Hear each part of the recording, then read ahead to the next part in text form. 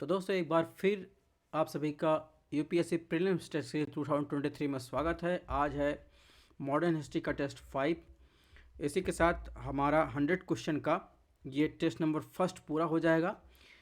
और इसके साथ जब 100 क्वेश्चन हमारे पूरे हो जाते हैं, जैसा कि हमने पहले भी किया है, तो हम आपको हिंदी और इंग्लिश में अलग अलग जो है 100 क्वेश्चन और प्लस उसकी व्याख्या के साथ इंग्लिश और हिंदी में अलग अलग उपलब्ध करवाते हैं। जो हमारा टेस्ट नंबर 2 होगा उसमें हम इसके आगे वाले टॉपिक कवर करेंगे। और आपको ये अपडेट हमारे टेलीग्राम चैनल पर मिल जाएगा, यानी जो हिंदी और इंग्लिश में कंप्लीट पीडीएफ आपको मिलेगी हमारे टेलीग्राम चैनल पर मिलेगी। और इसमें 100 क्वेश्चन कवर होने वाले हैं टेस्ट फर्स्ट का। इसके अलावा बात करें, सभी सब्जेक्ट की टेस्ट सीरीज चल रही है जिसमें 5 से 6 हज़ार क्वेश्चन कवर करने वाले हैं।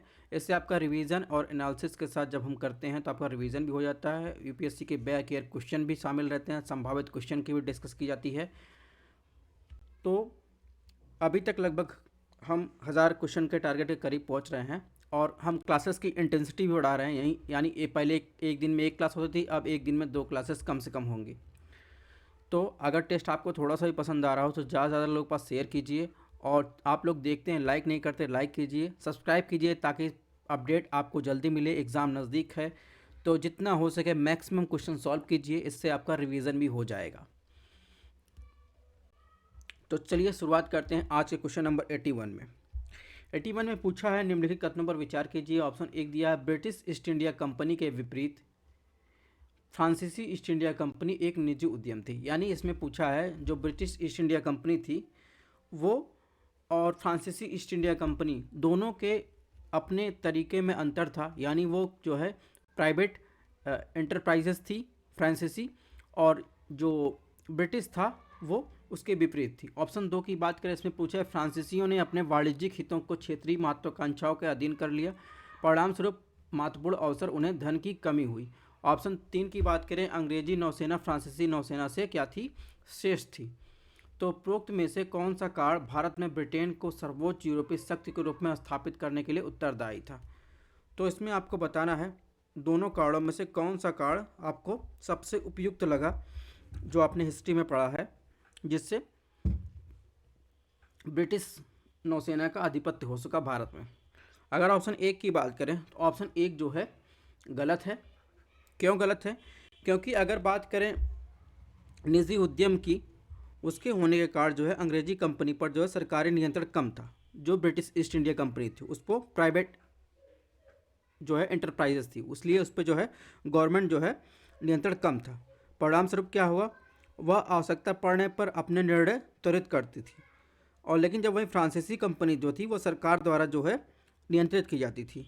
तो कुल मिलाकर ऑप्शन 1 गलत है। तो ऑप्शन जहाँ 1 होगा उसको एलिमिनेट कर दीजिए। तो ऑप्शन 1 ए में भी 1 है, सी में भी 1 है, डी में भी 1 ही आएगा, क्योंकि 1 2 3 ऑप्शन पूछ रहा है, इसमें उपयुक्त सभी पूछ रहा है। तो इस प्रकार बचा कौन, ऑप्शन बी, यानी 2 और 3 जो है सबसे उपयुक्त कारण थे। तो कुल मिलाकर ज़रूरी नहीं आपको सारे आंसर पता रहे, एलिमिनेशन मेथड से भी एग्जाम में करने की कोशिश करिए, क्योंकि आपको एग्ज़ाम क्वालिफाई करना है, वहाँ पर अपने पीएचडी का प्रदर्शन नहीं करना है। क्वेश्चन नंबर 82 की बात करें, निम्नलिखित कथनों पर विचार करें। Option 1, British east India company के श्रमिकों द्वारा कर और शुल्क का भुगतान न करना। ऑप्शन 2, फोर्ट विलियम की किलेबंदी में अंग्रेजों द्वारा इसकी दीवारों पर बंदूक लगाना। ऑप्शन 3, बंगाल में सीमा शुल्क का उन्मूलन जिसके परिणाम स्वरूप अंग्रेजों को राजस्व की हानि हुई। ऑप्शन 3, ईस्ट इंडिया कंपनी के अधिकारियों द्वारा मुगल सम्राट से प्राप्त वाणिज्यिक विशेषाधिकारों का दुरुपयोग। तो इन चारों में से कौन सा कार्ड था जो प्लासी के युद्ध के लिए प्लासी के युद्ध के लिए उत्तरदायी था। तो 4 कार्ड दिए गए हैं, उसमें आपको बताना है कि चारों में से कौन सा कार्ड था जो प्लासी के युद्ध को जो है भड़काया। तो इसमें देखेंगे, प्लासी के युद्ध की बात करेंगे तो इसमें जो है पहला ऑप्शन जो है ये सही है, ठीक है। इसके बाद दूसरा भी सही है, फोर्ट विलियम की किलेबंदी। और इसके बाद चौथा जो है ईस्ट इंडिया कंपनी अधिकारियों द्वारा मुगल सम्राट से प्राप्त वाणिज्यिक विशेषाधिकारों का दुरुपयोग। तो कुल मिलाकर ऑप्शन सी सही है। अगर दोस्तों बात करें प्लासी की लड़ाई की, तो ये युद्ध था रॉबर्ट क्लाइव के नेतृत्व में ईस्ट इंडिया की कंपनी की सेना और बंगाल के तत्कालीन नवाब सिराजुद्दौला के बीच लड़ा गया था। लड़ाई के कई कारण जिम्मेदार थे। जिनमें अगर बात करें जो ऑप्शन 4 है, विशेषाधिकार जो फर्रुख सैयद द्वारा ईस्ट इंडिया कंपनी को 1717 में फरमान द्वारा दिया गया है, उसका दुरुपयोग भी किया गया था। और निजी व्यापार पर करों के भुगतान से बचने के लिए जो दस्तक का दुरुपयोग किया गया था। तो कुल मिलाकर इसमें ऑप्शन सी सही है। क्वेश्चन नंबर 83 की बात करें, इसमें क्या पूछा है, इसमें निम्नलिखित सामाजिक धार्मिक राजनीतिक संगठनों पर विचार करना है और इसमें बताना 19वीं शताब्दी के सामाजिक धार्मिक सुधार राधाकांत देवे उपरोक्त में से किस संगठन से सीधे जुड़े थे, यानी धर्म सभा, ब्रिटिश इंडियन एसोसिएशन, ऑप्शन 3 बंग भाषा प्रकाशक सभा। तो आपको बताना है कि राधाकांत दवे इन तीनों में से किसे सीधे जुड़े थे। तो इसमें देखेंगे जो सीधे जुड़े थे केवल धर्म सभा से ये सीधे जुड़े थे, ठीक है। यानी राधाकांत दवे ने इस सभा की स्थापना जो है ब्रह्म समाज द्वारा समर्थित धार्मिक सुधारों के विरोध में किया। और इसे कब स्थापित किया धर्म सभा को, 1830 में स्थापित किया। और किसके विरोध में, जो ब्रह्म समाज के उसके विरोध में। और ये संस्था रूढ़िवादी समाज का समर्थन करती थी, ठीक है। इसके अलावा बात करें, इसमें जो ऑप्शन 2 है, एक सेकंड रुक जाइएगा, धर्म सभा से भी जुड़े थे। इसके अलावा बात करें ऑप्शन 2 की बात करो तो ब्रिटिश इंडियन एसोसिएशन से भी ये सीधे तौर पर जुड़े थे। उस समय के तत्कालीन संगठन द लैंड्स होल्डर सोसाइटी और बंगाल ब्रिटिश इंडिया सोसाइटी के मिलाकर जो है 1851 में जो है ब्रिटिश इंडियन एसोसिएशन की स्थापना की गई थी। तो राधाकांत दवे जो थे इस एसोसिएशन के संस्थापक अध्यक्ष थे और इस पद पर वे अपने मृत्यु यानी 1867 तक जो है बने रह गए। तो इस प्रकार सीधे तौर पर ये दोनों से जुड़े हुए हैं, ठीक है। तो इस प्रकार इसमें ऑप्शन बी सही होगा, माय मिस्टेक। तो इस प्रकार इसमें ऑप्शन बी सही होगा, 1 और 2। मैंने 1 बताया था ना, इस प्रकार इससे भी जो इसके अध्यक्ष थे और इससे जो है ये जुड़े हुए थे। अब बात करते हैं क्वेश्चन नंबर 84 की। इसके अलावा जो बंग भाषा प्रकाशन सभा की बात करें तो ये भारत का पहला जो है राजनीतिक संघ था जो 1836 में राजा राम मोहन राय के सहयोगियों द्वारा शुरू किया गया था, ठीक है। अब 84 की बात करें तो ब्रिटिश भारत में सती प्रथा के संबंध में निम्नलिखित कथनों पर विचार कीजिए। सही कथन आपको बताना है इसमें। ऑप्शन 1 है, संपूर्ण बंगाल में सती प्रथा को अवैध घोषित करने वाले 1819 के बंगाल सती प्रथा उन्मूलन अधिनियम से बहुत पहले सर्वोच्च न्यायालय द्वारा कलकत्ता में सती प्रथा को अवैध घोषित कर दिया गया था। ऑप्शन 2, राधाकांत दवे की धर्म सभा ने सती प्रथा पर प्रतिबंध के खिलाफ प्रीवी काउंसिल की अपील दायर की थी। तो इसमें देखेंगे बताना है कौन सा सही है। अगर ऑप्शन 1 की बात करें तो ऑप्शन 1 जो है सही है, यानी बंगाल में सती प्रथा को अवैध जब घोषित किया गया था तो उस बहुत पहले ही ये जो एक्ट बना था उसके पहले ही सर्वोच्च न्यायालय द्वारा कलकत्ता में सती प्रथा को अवैध घोषित कर दिया गया था। और उस समय जो है 1798 में देखेंगे तो उसके मुख्य न्यायाधीश द्वारा सुप्रीम कोर्ट के इसे गैर कानूनी घोषित कर दिया गया था। ऑप्शन 2 की बात करें, ऑप्शन 2 भी सही है, ठीक है। राधाकांत दवे की जो धर्म सभा जिसकी चर्चा हमने पहले की वो सती प्रथा पर प्रतिबंध के खिलाफ प्रीवी काउंसिल में अपील दायर की थी। तो इस प्रकार इसमें जो है ऑप्शन सी सही है, यानी 1 और 2 दोनों।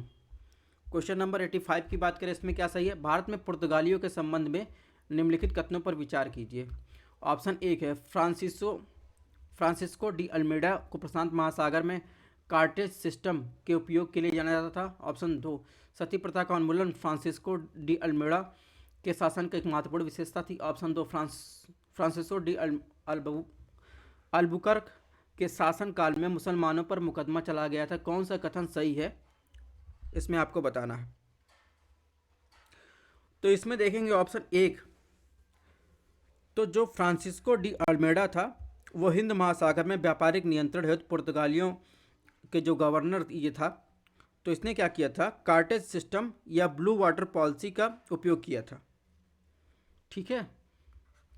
ऑप्शन 2 की बात करें तो ऑप्शन 2 जो है गलत है, क्योंकि फ्रांसिस्को डी अल्बुकर्क ने भारत में पुर्तगाली शक्ति के वास्तविक संस्थापक थे। तो इस प्रकार देखेंगे अल्मेडा नहीं था, उसमें कौन सा था, अल्बुकर्क। तो ये ऑप्शन गलत हो गया। ऑप्शन 3 की बात करें, ऑप्शन 3 जो है सही है। तो कुल मिलाकर इसमें जो है ऑप्शन ए सही है, 1 और 3। क्वेश्चन नंबर 86 की बात करें, 86 में क्या पूछा है? 86 में पूछा है, भारत में पुर्तगालियों की सैन्य रणनीति काफ़ी हद तक फ्रांसीसी से प्रेरित थी। ऑप्शन 2, वांडीवास का युद्ध भारत में मराठा नियंत्रण के लिए अत्यधिक हानिकारक सिद्ध हुए। कौन सा कथन सही है? तो इसमें देखेंगे ऑप्शन 1 की बात करें तो इसमें जो बात की गई पुर्तगालियों की सैन्य रणनीति काफ़ी हद तक फ्रांसीसियों से प्रेरित थी, तो ये जो है गलत है। यानी अगर बात करें जो पुर्तगालियों की सैन्य उत्कृष्टता की क्षेत्र की बात करें तो अनेक नवाचार किए उन्होंने। शरीर की सुरक्षा कवच, मैचलॉक मैन, जहाज़ों पर लगाई जाने वाली बंदूकें, स्ट्रिप तोपखाने के उपयोग को नवाचार किया। पुर्तगालियों ने इन सैन्य नवाचारों ने मुगलों, फ्रांसीसियों, अंग्रेजों, यहाँ तक कि मराठों सिखों के लिए प्रेरणा स्रोत का काम किया। ठीक है, तो इसमें पुर्तगालियों का महत्वपूर्ण योगदान था, ये फ्रांसीसियों प्रेरित नहीं थे। तो ये ऑप्शन गलत हो जाए, यहाँ एक हो इसको एलिमिनेट कर दीजिए। ऑप्शन 2 की बात करें, ऑप्शन 2 भी गलत है। ठीक है, तो जब अंग्रेजों और फ्रांसीसियों के बीच जो तीसरा कर्नाटक युद्ध था, वांडीवास की लड़ाई का एक निर्णायक लड़ाई थी, जिसमें भारत में फ्रांसीसी आकांक्षाओं को समाप्त कर दिया और सैन्य कमांडर एग्रीकुट के नेतृत्व में अंग्रेजों के सैन्य कमांडर थॉमस आर्थर डी लहली को नेतृत्व में फ्रांसीसियों के बीच लड़ा गया। तो कुल मिलाकर जो है इसमें देखेंगे इस युद्ध के परिणाम स्वरूप क्या हुआ। फ्रांसीसियों की संपत्ति बहुत अधिक हानि हुई और फ्रांसीसी भारत छोड़कर चले गए और इसके पश्चात अंग्रेजों का कोई भी यूरोपीय प्रतिद्वंदी भारत में शेष नहीं बचा। तो ये भी गलत है, यानी इसमें ना तो 1 ना तो 2, ऑप्शन डी सही होगा। क्वेश्चन नंबर 87 की बात करें, निम्नलिखित में कौन सी घटना आधुनिक भारत के इतिहास में अंतिम बार घटित हुई थी? ऑप्शन 1, सिराजुद्दौला दौला के कार्यकाल के दौरान ब्लैक होल त्रासदी। ऑप्शन बी, अहमद शाह अब्दाली के हाथों मराठों की हार। ऑप्शन सी, अंग्रेज और फ्रांसीसियों के बीच एक्सलैब चैपल की संधि। ऑप्शन डी, लखनऊ में आसफ उद्दौला द्वारा बड़े इमामबाड़े का निर्माण। तो आपको बताना है कौन सी घटना आधुनिक भारत में सबसे लास्ट में घटित हुई। तो देखेंगे इसमें जो सबसे लास्ट में घटित हुई वो इमामबाड़ा लखनऊ में आसफ उद्दौला द्वारा 1748 में जो है बनवाया गया। 18वीं शताब्दी की वास्तुकला के एक उत्कृष्ट उदाहरण था और अवध के वास्तुकला के विशेषता मोटारा यानी ईंट, धूल और मसूर, पेड़ की गोद, चावल की भूसी आदि से बना था। इसमें संगमरमर या लाल बलुआ पत्थर का उपयोग नहीं किया गया था। तो एक बात और आपको दोस्तों बता दें, कभी भी आप इतिहास को अपने संस्कृत से अलग नहीं कर सकते, यानी संस्कृत और इतिहास दोनों एक साथ चलते हैं। तो इसलिए कई लोगों का मानना है कि कल्चर की अलग टेस्ट करवा दीजिए। कल्चर का अलग टेस्ट नहीं हो सकता, वो एंशियंट हिस्ट्री, मिडिवल हिस्ट्री और मॉडर्न हिस्ट्री के साथ ही जुड़ा रहेगा कल्चर। और अलग से कल्चर के क्वेश्चन स्पेसिफिक कभी कभार करंट से आ जाते हैं, वरना ना के बराबर है। ठीक है, तो इस प्रकार इसमें जो है ऑप्शन डी सही है। क्वेश्चन नंबर 88 की बात करें तो इन चारों व्यक्तियों के बारे में कथन दिए गए हैं। आपको बताना इन चारों व्यक्तियों में कौन से व्यक्ति के बारे में ये कथन लागू होता है। वह एक सक्षम गवर्नर और प्रधान सेनापति था। उसने कंपनी के निपटान के समय कम जनशक्ति का हवाला देते हुए बंगाल में दोहरी शासन सिस्टम को सही ठहराया। इसे इंग्लैंड से 2 बार भारत के राजनीतिक शक्ति को मजबूत करने के लिए भेजा गया। उसने न केवल बंगाल और बिहारी सीमाओं के बाहर सेवा करने वाले अधिकारियों के लिए दुगने भत्ते की मंजूरी दी, वह मैकाले की प्रक्रियाओं का अनुगामी था और अवैध उपहारों भ्रष्टाचार में अत्यधिक लिप्त था। उपरोक्त गद्यांश में निम्नलिखित किस व्यक्तित्व का उल्लेख किया गया है, तो आपको बताना है। तो इसमें देखेंगे तो रॉबर्ट क्लाइव के बारे में ये उपरोक्त कथन जो है लागू होता है। और रॉबर्ट क्लाइव के समय है ब्रिटिश शासन का वास्तविक संस्थापक जो है माना जाता है। और इनकी उपलब्धियों के बारे में बात करें तो डुप्लेक्स यानी फ्रांसीसी गवर्नर, आर्कोट की घेराबंदी, प्लासी की लड़ाई इत्यादि सम्मिलित है। ठीक है, क्वेश्चन नंबर 89 की बात करें, इसमें क्या पूछा है? इसमें पूछा है मराठों द्वारा लिए गए निम्नलिखित शुल्कों पर विचार कीजिए। ये लेवी यानी शुल्क की बात किया है। उद्देश्य जकात, मुगल बादशाहों की सुरक्षा। ऑप्शन 2, पद्दाम, विधवा पुनर्विवाह। ऑप्शन 3 सरदेशमुखी। दक्कन में मुगलों सूबे पर नियंत्रण। उपयुक्त में से कौन सा सही सुमेलित है? तो आपको बताना है इसमें कौन सा सही सुमेलित है। ठीक है, तो ये सब ऐसे कीवर्ड हैं, ये आपको ध्यान रखता है। इससे भी जो है जो कुछ ऐसे लेवी या फिर कैसे कुछ ऐसे शब्द हैं जिससे क्वेश्चन पूछे जाते हैं। तो ऑप्शन ए की बात करें, जो ज़कात था ये सही है। ये पेशवाओं ने मराठा बंदरगाहों की सुरक्षा और समुद्री लुटेरों को रोकने के लिए एक नौसैनिक बेड़े को बना रखा। ज़कात एक प्रकार का लेवी था जो मराठों द्वारा आने वाले और बाहर जाने वाले जहाज़ों से वसूल की जाती थी। ठीक है, जहाँ एक हो वो सही होगा, तो इसमें एक नहीं, ये एलिमिनेट कर दीजिए। ठीक है, ऑप्शन 2 की बात करें, ऑप्शन 2 भी सही है। तो ये जो पदनाम था ये 18वीं शताब्दी में महिलाओं की स्थिति बेहतर नहीं थी। ठीक है, जहाँ उत्तर प्रदेश के कुलीन परिवारों में बहु विवाह प्रथा थी, विधवा पुनर्विवाह प्रथा थी, प्रोत्साहित नहीं किया गया था। पेशवाओं को विधवा पुनर्विवाह पर कर पदनाम वसूल करने के लिए जाना जाता था और विधवाओं के विवाह की प्रथा को हतोत्साहित किया जाता था। तो कुल मिलाकर पदनाम जो है ये विधवा पुनर्विवाह से सम्मिलित है, यानी इसमें जो है ऑप्शन 1 सही होगा। इसके अलावा बात करें तो सरदेशमुखी बहुत चर्चित होगा, आपने सुना होगा। मराठा जो थे मराठा राज्य में दक्कन में एक महत्वपूर्ण स्थान था जो चौथ और सरदेशमुखी को वसूल करने का अधिकार रखता था।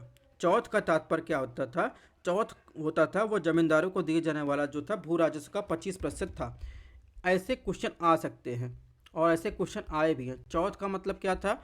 चौथ का मतलब था जो जमींदारों को दिए जाने वाले भू राजस्व का जो कितना था 25% था, जो मराठों द्वारा दक्कन में एकत्र किया जाता था। वही सरदेशमुखी क्या था?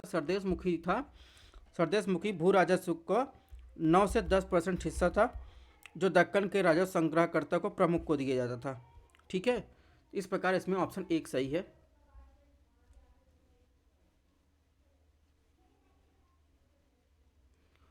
अगर बात करें इसमें क्वेश्चन नंबर 90 किसमें क्या पूछा है, एक सेकंड, मैं इसमें कुछ करेक्शन करना चाहूँगा। तो सरदेशमुखी जो था दक्कन में मुगल सूबे पर नियंत्रण पर जो दिया जाता था 9 से 10%। तो इस प्रकार इसमें जो है ऑप्शन 1, 2, 3 यानी तीनों सही है, ऑप्शन डी सही है। ठीक है, इसमें आप करेक्ट कर लीजिएगा, इसमें ऑप्शन डी सही है।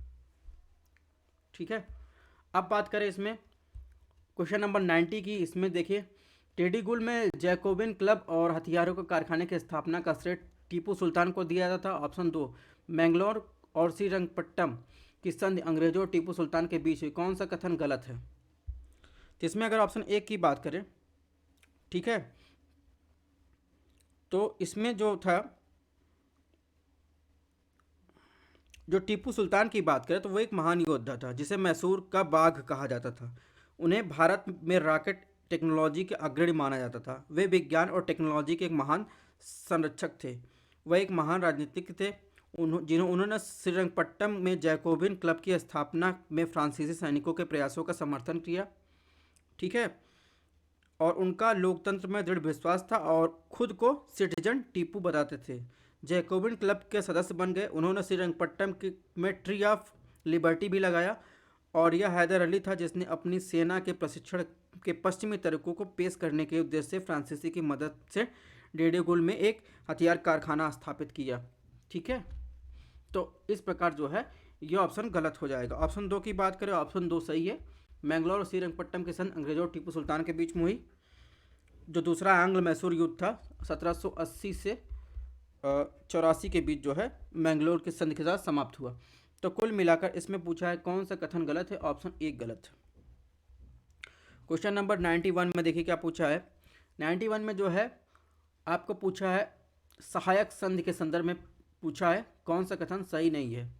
ऑप्शन 1 इसका उद्देश्य भारत में नेपोलियन से बचाना था। ऑप्शन 2 इस सिस्टम में राज्य के आंतरिक मामलों में कंपनियों के हस्तक्षेप को प्रतिबंध करना था, प्रतिबंध किया। ऑप्शन 3 है यह सिस्टम जो वेलेजली के दिमाग की उपज थी। ऑप्शन 4 यह केवल बड़े राज्यों के लिए लागू थी जो ब्रिटिश सेना के रखरखाव को प्रदान कर सकते थे। सही उत्तर आपको बताना है, इसमें क्या सही नहीं है यह चूज करके आपको सही उत्तर बताना है सहायक संधि के बारे में।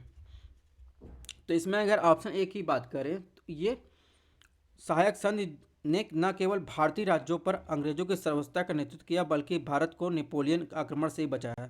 इसके तहत आने वाले राज्यों को अंग्रेजों का संरक्षक माना जाता था और उन्हें अंग्रेजों के विरोध में कोई संघ या गठबंधन बनाने से रोका जाता था। तो इस प्रकार ऑप्शन एक भी सही है। ऑप्शन दो की बात करें, ऑप्शन दो भी सही है। ऑप्शन तीन की बात करें, तीन जो है गलत है। यानी ये जो थी वेलेजली के दिमाग की उपज नहीं थी, ये था कि भारत में विभिन्न स्थानों पर विभिन्न रूपों में वेलेजली के आने के पहले ही यह प्रचलन में था। यह डुप्लेक्स यानी पुर्तगाली गवर्नर था जिसने सबसे पहले भारतीय राज्यों में यूरोपीय सैनिकों की तैनाती की व्यवस्था शुरू की थी और सैनिकों के खर्चों की देखरेख करना भारतीय राज्य की जिम्मेदारी थी। तो ये वेलेजली की उपज नहीं थी, यानी ऑप्शन तीन जहाँ होगा वो ऑप्शन देखिए, वो ऑप्शन सही होगा। इसमें पूछा है सही नहीं है, ठीक है, तो ऑप्शन तीन जो है वो सही नहीं है। इसके हिसाब से ऑप्शन चार की बात करें, एक और दो सही है। ऑप्शन चार की बात करें तो चार भी जो है गलत है, यानी ऑप्शन बी सही होगा। इसमें इसमें पूछा कौन सा सही नहीं है, केवल तीन और चार।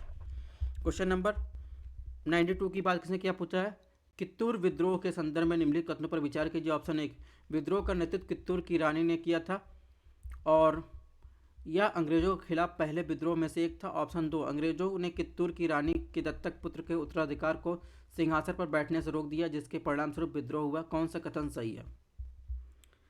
तो अगर बात करें कित्तूर विद्रोह की बात जो की जा रही है, तो आपने रानी चेन्नम्मा के नाम सुना होगा। रानी चेन्नम्मा का कार्यकाल की बात करें तो रानी चेन्नम्मा का कार्यकाल 1778 से 1829 के बीच में था। भारत में ब्रिटिश शासन के खिलाफ लड़ने वाली पहली महिला स्वतंत्रता सेनानी में से एक थी, ठीक है। जब अंग्रेजों ने कित्तूर राज्य पर अपना कब्जा करने की कोशिश की तो उसने ब्रिटिश संप्रभुता को स्वीकार करने से इनकार कर दिया। तो क्या हुआ, रायप्पा और गुरसिद्दप्पा ने उनकी सहायता की और उसके बहादुर प्रयासों के बावजूद चेन्नम्मा को ब्रिटिश सैनिकों ने पकड़ लिया और कित्तूर अंग्रेजों के अधीन हो गया, ठीक है। तो इस प्रकार ऑप्शन एक सही, ऑप्शन दो भी सही है, यानी अंग्रेजों ने कित्तूर के दत्तक पुत्र को उत्तराधिकारी सिंहासन पर बैठने से रोक दिया जिसके परिणामस्वरूप ये विद्रोह हुआ था। तो इसमें ऑप्शन सी सही है। क्वेश्चन नंबर 93 में देखिए क्या पूछा है, सन्यासी सन्यासी विद्रोह के बारे में इसमें पूछा है, कौन सा कथन गलत है? ऑप्शन एक, बंगाल का विशाल अकाल इस विद्रोह के कारणों में से एक था। ऑप्शन बी, सन्यासियों के दल ने ब्रिटिश कमांडर को मार डाला और जिसे विद्रोह को रोकने के लिए भेजा गया था। ऑप्शन सी, एक लंबी सैन्य कार्रवाई के बाद लॉर्ड कॉर्नवालिस को विद्रोह को नियंत्रित किया गया। ऑप्शन डी, बंकिम चंद्र चटर्जी उपन्यास आनंद मंठ सन्यासी विद्रोह के पृष्ठभूमि को स्थापित किया गया। तो आपने सुना होगा सन्यासी विद्रोह के बारे में। तो सन्यासी विद्रोह जो था वो अंग्रेजों के खिलाफ विद्रोह में उठे विद्रोह था। उन्होंने अंग्रेजी कारखानों और सरकारी खजाने पर छापा मारा। 1772 की बात करें तो 1772 में क्या हुआ था, 1772 में सन्यासियों के एक बैंड ने कैप्टन थॉमस को मार डाला जिन्हें विद्रोह करने से रोकने के लिए भेजा गया था। तो इस प्रकार इसमें जो है, इसमें जो सही है इसमें ऑप्शन बी सही है। और वो जो बंकिम चंद्र चटर्जी का उपन्यास आनंद मठ की बात की गई है वो 1882 में लिखा गया और ये सन्यासी विद्रोह की पृष्ठभूमि में सेट किया गया था। और भारत का राष्ट्रीय गीत वंदे मातरम इसी उपन्यास से लिया गया है, ये भी आपको ध्यान रखना है। अब बात करें क्वेश्चन नंबर 94, निम्नलिखित में कौन सा विद्रोह 19वीं शताब्दी के प्रारंभ के दौरान सैन्य अंगरक्षकों के एक वर्ग से अंग्रेजों द्वारा वंशानुगत भूमि हड़पने के कारण हुआ था? यानी which of the following rebellions was due to the disruption as hereditary lands by British from a class military retainers during the earlier part of the 19th century। इसमें बताना है आपको। तो 94 में जो इसमें जो विद्रोह की बात की गई, जो पाइका विद्रोह था, ये जो है इसका कारण बना था। यानी पाइका जो परंपरागत रूप से उड़ीसा के गजपत शासक के अधीन विभिन्न सेवाओं में लगे हुए थे, वे अपनी सैन्य सेवाओं के बदले मुफ्त भूमि किराए पर लेने के हकदार थे। लेकिन ईस्ट इंडिया कंपनी जब आई तो इन अधिकारों को ज़बरदस्ती उनके ज़मीन को हड़प ली गई, उन्हें भूमिहीन कर दिया गया। इसके अलावा उन पर नई दमनकारी जो है राजस्व की नीतियाँ उन पर थोपी गई। तो कुल मिलाकर देखेंगे तो खुर्दा साम्राज्य के सैन्य कमांडर बख्शी जगबंधु विद्याधर ने ब्रिटिश भारत की सेना के खिलाफ पाइका की सेना का आयोजन किया, ठीक है। तो इस प्रकार इसमें ऑप्शन सी सही होगा।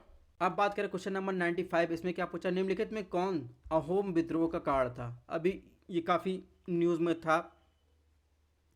ठीक है, ऑप्शन ए है उन क्षेत्रों का प्रशासन और विलय जहां अवयम रहते थे। ऑप्शन बी, बिना किसी भुगतान के अंग्रेजों द्वारा मुफ्त सेवा लेने, अंग्रेजों को द्वारा झूम खेती की प्रथा पर प्रतिबंध। ऑप्शन सी, मारिया, उसी समुदाय के सदस्यों को बलिदान, यानी मारिया का मतलब है, प्रथा पर प्रतिबंध लगाने का। ऑप्शन डी, यह अंग्रेजों द्वारा ब्रह्मपुत्र घाटी को सिलहट से जोड़ने वाली सड़क के निर्माण का प्रस्ताव का परिणाम था। आपको बताना अहोम विद्रोह का कारण क्या था इन चारों ऑप्शनों में। तो अहोम विद्रोह का जो कारण था वो था, अंग्रेजों ने असम के कुछ क्षेत्रों को शामिल करने का फैसला किया जहां अहोम पहले एंग्लो बर्मी युद्ध के बाद ब्रिटिश भारत में रहते थे। हालांकि क्या हुआ था, अंग्रेजों ने प्रथम आंग्ल बर्मा युद्ध की समाप्ति के बाद असम के क्षेत्र के पीछे हटने का वादा किया था और 1828 में क्या हुआ, गोमधर कौर कोमर कोमर के नेतृत्व में अहोम अंग्रेजों के खिलाफ जो है उठ खड़े हुए। तो उसको क्या हुआ, परिणाम स्वरूप क्या हुआ, अंग्रेजों ने राज्य को कुछ हिस्से पर असमिया राजा को बहाल कर दिया और ऊपरी असम को अहोम वंश के अंतिम जो राजा थे महाराजा पुरंदर सिंह को दे दिया गया था। तो कुल मिलाकर उन क्षेत्रों पर प्रशासन और विलय जहां अहोम रहते थे ये कारण बना था अहोम विद्रोह। क्वेश्चन नंबर 96 की बात करें, इसमें क्या पूछा है, निजी और रैयत सिस्टम निम्नलिखित में किस किसान आंदोलन से जुड़ा था। रैयत नहीं, रैयती सिस्टम की बात कर रहा है। तो इसमें जो है किस जो है आंदोलन किसान से जुड़ा था, तो इसमें आपको बताना है। तो आपने सुना होगा जो नील की खेती करने वाले किसान के साथ अमानवीय उत्पीड़न कांड 1850 में देखेंगे। 1850 के दशक में उसके उत्तरार्ध की बात करें तो बंगाल में नदिया जिले में गोविंदपुर गांव में नील विद्रोह शुरू हुआ था। उससे ये जो है निजी और जो है रॉयट्स जो या रैयती सिस्टम जो है किसान आंदोलन से जुड़ा हुआ था। अब बात करें क्वेश्चन नंबर 97 की, साहूकार शब्द का तात्पर्य निम्नलिखित में किससे है। ऑप्शन ए, औपनिवेशिक शासन के दौरान पुलिस बल के मुख्य सिपाही से। ऑप्शन बी, औपनिवेशिक शासन के दौरान सरकारी अधिकारी से। ऑप्शन सी, जमींदारों और किसानों के बीच बिचौलिए से। ऑप्शन डी, एक व्यक्ति जिसने साहूकार और व्यापारी दोनों के रूप में कार्य करता है। तो आपको बताना है किससे संबंध है। सो साहूकार किसे कहे, साहूकार वह था जो ब्याजखोरी और व्यापारी दोनों के रूप में काम करता था। ठीक है, क्वेश्चन नंबर 98 की बात करें, निम्नलिखित में कौन सा आदिवासी विद्रोह जो था 19वीं शताब्दी भारत में ही हुआ। नीचे दिए गए कोड का सही उत्तर का आपको प्रयोग करना है। दक्कन विद्रोह, खोण विद्रोह, कुका विद्रोह, कुकी विद्रोह, पबना विद्रोह, पाइका विद्रोह। तो 6 विद्रोह दिए गए हैं, आपको बताना 19वीं शताब्दी में ही भारत में हुआ था। इन निम्नलिखित में कौन सा विद्रोह। तो इसमें देखेंगे, अगर बात करें ये सब जो विद्रोह औपनिवेशिक शासन में भारतीय समाज और शासक गरीब किसान आदिवासी समूह को बुरी तरह से प्रभावित किया था।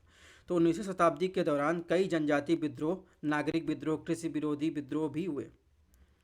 ठीक है, अगर बात करें 19वीं शताब्दी में जो जनजातीय विद्रोह हुए, तो जनजातीय विद्रोह की बात कर रहा है या आदिवासी विद्रोह की बात कर रहा है। तो चाउर विद्रोह हुआ था, मैं आपको बता देता हूँ कौन कौन सा विद्रोह हुआ था। चाउर विद्रोह हुआ था 1766 से 1772 के बीच। इसके अलावा ये कुकी विद्रोह हुआ था। कुकी विद्रोह हुआ था 1826 के करीब। अहोम विद्रोह हुआ था। अहोम विद्रोह हुआ था जिसकी चर्चा हमने की थी। अहोम विद्रोह 1828 में हुआ था। इसके अलावा बात करें खांसी विद्रोह हुआ था। खांसी विद्रोह जो हुआ था इसमें 1829 में हुआ था। इसके अलावा कोल विद्रोह 1831 में। इसके अलावा खोंड विद्रोह की बात करें तो खोंड विद्रोह जो हुआ था वो 1837 में हुआ था। सांथाल विद्रोह 1855 में। ठीक है, ये क्रम भी आप देख लीजिएगा। दक्कन के दंगे जो हुए थे 1875 में। इसके अलावा पामना विद्रोह 1800 देखेंगे 1870 के करीब हुआ था और पाइका विद्रोह 1800 जो है 17 के करीब हुआ था। तो कुल मिलाकर देखेंगे इसमें जो ऑप्शन सही होगा ऑप्शन डी सही होगा। ठीक है, जो आदिवासी से संबंधित थे। और ये जो पाइका विद्रोह की बात कर रहे हैं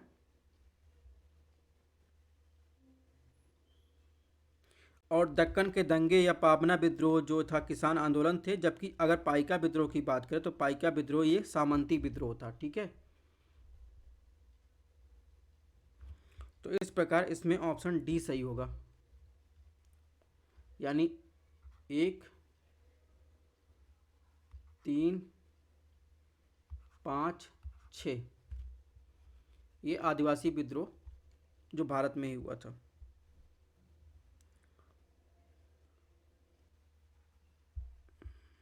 अब बात करें क्वेश्चन नंबर 99 की। मुगल प्रशासन, एक सेकेंड,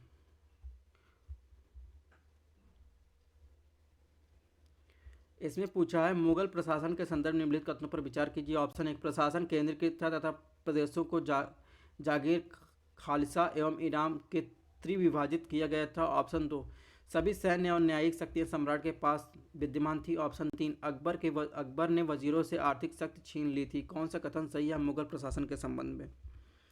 तो ऑप्शन एक की बात करें तो ऑप्शन एक जो है सही है, प्रशासन केंद्रीकृत था। ठीक है। ऑप्शन दो की बात करें, ऑप्शन दो भी सही है, यानी सम्राट प्रशासन का सर्वोच्च प्रमुख होता था और सभी सैन्य और न्यायिक शक्तियाँ सम्राट के पास थी। ऑप्शन तीन की बात करें, ऑप्शन तीन भी सही है, अकबर ने विभिन्न विभागों के बीच जो है सत्ता के विभाजन किया था तथा नियंत्रण और संतुलन के आधार पर प्रशासन की केंद्रीय मशीनरी को पुनर्गठित किया था। वजीर की शक्तियों पर अंकुश लगाने और अपने दृढ़ संकल्प से उसने वित्तीय शक्तियाँ छीन ली थी, जो वजीर की शक्ति के लिए एक बड़ा झटका था। तो कुल मिलाकर इसमें ऑप्शन डी सही होगा। क्वेश्चन नंबर 100 की बात करें, इसमें क्या पूछा है? तो 100 की बात करें, इसमें जो पूछा है, निम्नलिखित में कथनों पर विचार करें। ऑप्शन एक, अकबर ने पंचमहल यानी फतेहपुर सीकरी का निर्माण करवाया था, जो मान मंदिर पर आधारित हिंदू निर्माण शैली के अनुसार बनाया गया था। ऑप्शन दो, अकबर ने बंगाल पर विजय के उपलक्ष्य में बुलंद दरवाजा बनाया था। ऑप्शन तीन, राजस्थान की अधीनता के बावजूद राजपूतों और मुगलों के बीच कोई सत्ता नहीं थी। कौन सा कथन सही है? तो इसमें ऑप्शन ए की बात करें तो अकबर ने मान मंदिर पर आधारित हिंदू निर्माण शैली के अनुसार आगरा का किले में जहांगीर महल का निर्माण कराया था। पंचमहल जो फतेहपुर सीकरी में बनाया गया था, जिसमें पंच मंजिला वो बौद्ध विहार का निर्माण किया गया था। तो इस प्रकार जो है ऑप्शन एक जो है गलत है। ऑप्शन दो की बात करें, ऑप्शन दो जो है ये भी गलत है, यानी 1572 में जब अकबर ने अजमेर के रास्ते अहमदाबाद की ओर आगे बढ़ा तो बिना किसी गंभीर प्रतिरोध के गुजरात के शासक जो मुजफ्फर शाह को हराया। ठीक है। तो गुजरात की जीत की याद में अकबर ने फतेहपुर सीकरी में बुलंद दरवाजा का निर्माण कराया था।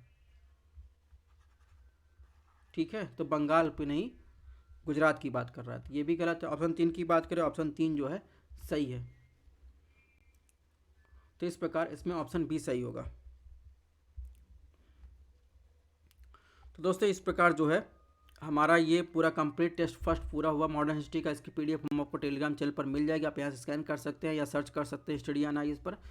थैंक्स फॉर वॉचिंग, अपने हेल्थ का ध्यान रखिएगा, मिलते हैं नेक्स्ट टेस्ट पे।